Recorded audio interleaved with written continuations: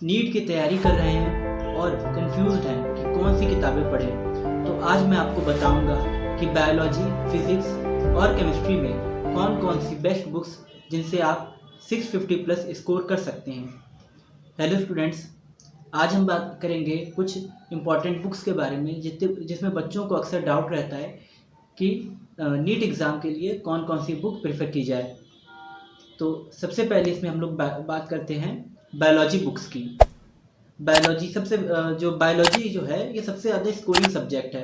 तो बायोलॉजी के लिए हम लोग सबसे पहले बात करते हैं एनसीईआरटी बायोलॉजी क्लास 11th और 12th।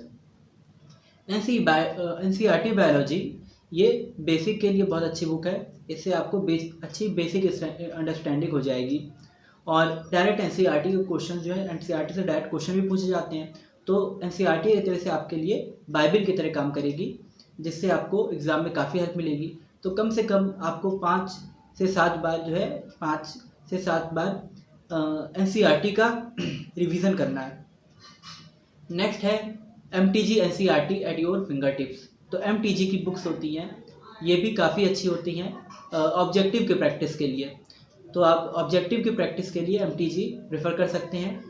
नेक्स्ट है true maths biology volume 1 and 2। True maths biology ये आपके कॉन्सेप्ट क्लियरेंस के लिए बहुत अच्छी है बायोलॉजी की बुक। इससे अगर आप ये पढ़ेंगे ट्रू मैथ्स बायोलॉजी, तो इससे आपकी जो कॉन्सेप्ट की क्लियरेंस है, कॉन्सेप्ट की अंडरस्टैंडिंग है, वो काफ़ी अच्छी होगी। तो एक एक चीज़ काफ़ी अच्छे से एक्सप्लेन की गई है इस बुक में, ट्रू मैथ्स बायोलॉजी में। इसके बाद जो अगली इंपॉर्टेंट बुक है ये हमारा अगली जो इंपॉर्टेंट चीज़ है वो है प्रीवियस ईयर क्वेश्चंस। तो ये बायोलॉजी में सबसे इंपॉर्टेंट है प्रीवियस ईयर क्वेश्चंस।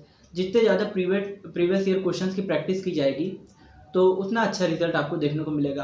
अगर आप 70 to 80% अगर देखें, अगर आप पिछले ईयर के नीट के पेपर्स देखें तो 70 to 80% क्वेश्चंस प्रीवियस ईयर से आए हुए हैं। तो अक्सर ऐसा होता है कि क्वेश्चन प्रीवियस ईयर से भी काफ़ी पूछे जा रहे होते हैं। तो बायोलॉजी बुक्स में आपको एनसीईआरटी बायोलॉजी पढ़नी है, एमटीजी के ऑब्जेक्टिव क्वेश्चंस इसकी आपको प्रैक्टिस करनी है, और बेसिक कॉन्सेप्ट अगर आपको क्लियर करने हैं और ज़्यादा या अच्छे से कोई कॉन्सेप्ट समझना है तो ट्रू मैथ्स बायोलॉजी। और इसके बाद आप अपनी प्रैक्टिस के लिए प्रीवियस ईयर क्वेश्चंस भी रिफर कर सकते हैं। नेक्स्ट है फिजिक्स बुक्स। तो फिजिक्स जो होता है, फिजिक्स में प्रॉब्लम सॉल्विंग बहुत ज़रूरी है। इसके लिए एनसीईआरटी फिजिक्स के बहुत से क्वेश्चन डायरेक्ट भी फिजिक्स के क्वेश्चन या एग्जाम्पलर के क्वेश्चन पूछ लिए जाते हैं एग्जाम में।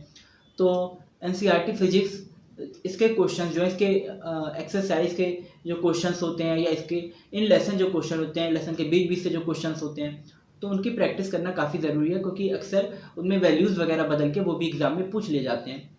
तो एनसीईआरटी फिजिक्स आप 11th और 12th ही प्रेफर कर सकते हैं अपनी बेसिक अंडरस्टैंडिंग के लिए और क्वेश्चन प्रैक्टिस के लिए।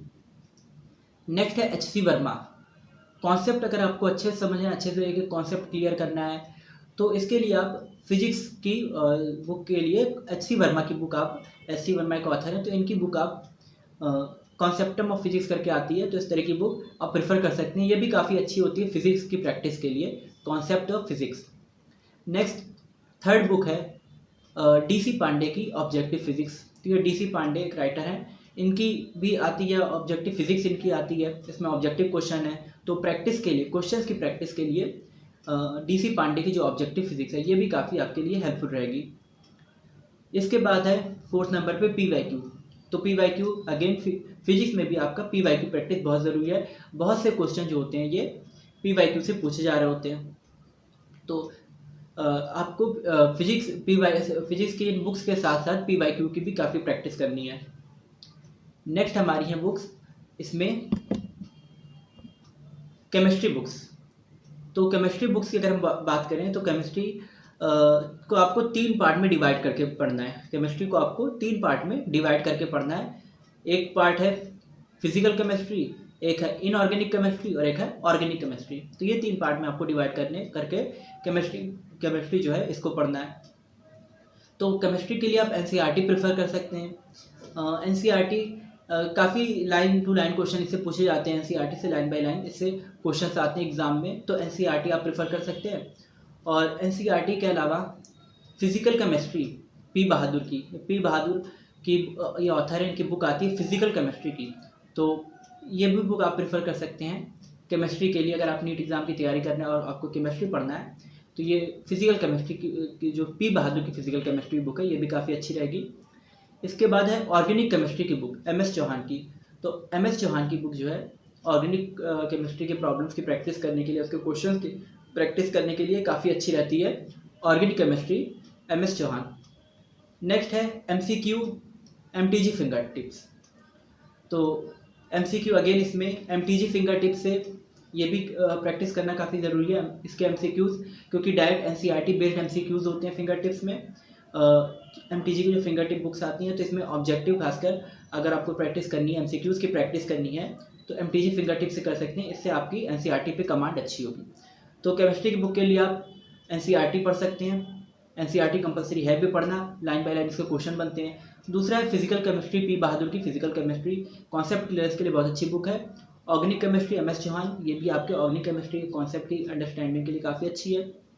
बेसिक से अगर आपको समझना होता है, बहुत सी चीज़ें आपको शुरू में चीज़ें अच्छे से नहीं समझ आई, उसको आपको फिर से इंटरमीडिएट में अच्छे से समझना है, तो ये सब बुक्स काफ़ी अच्छी हो जाती हैं क्योंकि बेसिक से आपकी अंडरस्टैंडिंग डेवलप कर रही होती हैं। तो फिजिकल के लिए पी बहादुर, ऑर्गेनिक के लिए MS चौहान, और MCQ के लिए अगर आपको प्रैक्टिस करनी है तो MTG फिंगर टिप्स।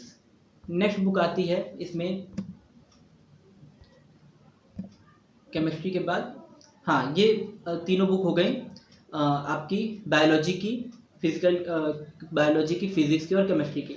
अब कुछ टिप्स हैं, एक्स्ट्रा टिप्स, ठीक है, कि आपको क्या करना है। बुक्स की रीडिंग के साथ साथ आपको और भी कुछ चीज़ों पे ध्यान देना है, जैसे रोज़ मिनिमम 6 से 7 घंटे स्टडी, कि आपको डेली जो है 6 से 7 घंटे स्टडी करनी है, ठीक है। नीट एग्ज़ाम की तैयारी आप कर रहे हैं तो हर एक सब्जेक्ट को प्रॉपर 2 to 3 आवर जो है मिल पाए, तो इसलिए आपको डेली जो है रोज़ 6 से 7 घंटे आपको स्टडी करनी है। नेक्स्ट है नोट्स बनाते समय कीवर्ड्स हाईलाइट करें। आप जब नोट्स बनाएं तो उसको, आपके पास हाईलाइटर वगैरह होता है तो उससे आप उसको, या कलरफुल पेन्स आते हैं तो डिफरेंट पेन्स के, उससे आप अंडरलाइन कर सकते हैं या उसको हाईलाइट कर सकते हैं।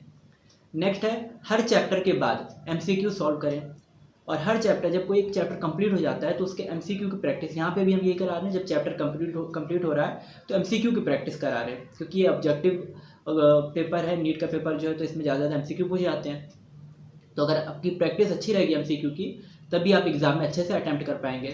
तो हर चैप्टर के बाद आप MCQ सॉल्व करें, और जब आप नोट्स बनाते समय कीवर्ड हाईलाइट कर लेंगे तो उससे क्या होगा कि जो कोई आपको इंपॉर्टेंट चीज़ लगती है आप उसको हाईलाइट करते हैं, तो बाद में जैसे आपको रिवीजन करना है तो रिवीजन में आसानी हो जाती है, आप पहले हाईलाइटेड चीज़ रिवीजन कर लेते हैं।